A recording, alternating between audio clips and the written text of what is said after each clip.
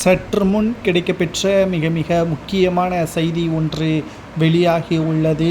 உதயநிதியின் சொத்துக்களும் சரி, திமுகவின் மிக முக்கியமான அமைச்சராக இருக்கக்கூடிய தங்கம் தென்னரசு, கே.எஸ். ராமச்சந்திரன், குறிப்பாக திராவிட முன்னேற்றக் கழகத்தின் முன்னாள் அமைச்சர் செந்தில் பாலாஜி உள்ளிட்ட நபர்களது சொத்து பட்டியல்களை தற்பொழுது அமித்ஷா அவர்கள் தமிழக பாஜக தலைவர் நயினார் நாகேந்திரன் அவர்களிடம் கொடுத்துள்ளார்.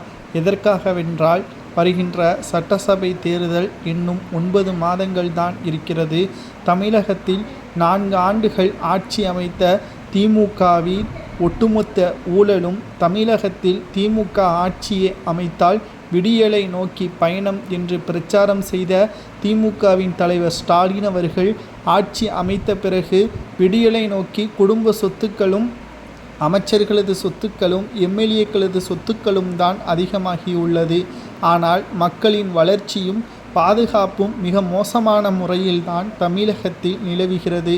மத்திய உளவுத்துறை அதிகாரிகள் கொடுத்த ரிப்போர்ட் தற்பொழுது தமிழக பாஜக தலைவர் நயினார் நாகேந்திரன் அவர்களிடம் ஒப்படைக்கப்பட்டிருப்பதாகவும், தேர்தல் பிரச்சாரத்தின் பொழுது மக்களிடம் அதை நேரடியாக ஆதாரத்துடன், அதாவது இதற்கு முன்னால் தமிழக பாஜக தலைவராக இருந்த அண்ணாமலை அவர்கள் டிஎம்கே ஃபைல்ஸ் 1, 2, 3 என்பதை வெளியிட்டு திமுகவின் ஒட்டுமொத்த ஊழல் பட்டியலை வெளியிட்டாரோ, அதேபோல் ஆதாரத்துடன் துல்லியமாக மறைந்த முன்னாள் முதல்வர் ஜெயலலிதா அவர்களது பாணியில் தற்பொழுது நயினார் நாகேந்திரன் அவர்கள் திமுகவின் எம்எல்ஏ, எம்பி, அமைச்சர் உள்ளிட்டவர்களது சொத்துக்களும், அவர்கள் ஆட்சி அமைப்பதற்கு முன்பாக இருந்த சொத்துக்களும், தற்பொழுது ஆட்சி அமைத்த பிறகு அவரது சொத்து மதிப்புகள் பற்றியான விளக்கமும் ஆதாரத்துடன் அமித்ஷா அவர்களது அறிவுறுத்தலின்படி வெளியிட உள்ளதாகவும் தற்பொழுது நமக்கு தகவல்கள் கிடைக்கப்பெற்றுள்ளது.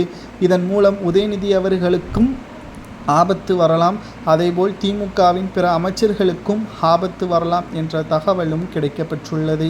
2026 சட்டசபை தேர்தலில் சுமார் 200 தொகுதிகளுக்கு மேலாக திமுக வெற்றியடையும் என்று நம்பிக்கையுடன் இருக்கிறது. ஆனால் மறுபக்கமோ அதிமுக பாஜக கூட்டணி, பாமகவும் அதிமுகவில் இணைய உள்ளது. தமிழக வெற்றிக் கழகமும் கடைசியில் அதிமுகவில் தான் இணையும்.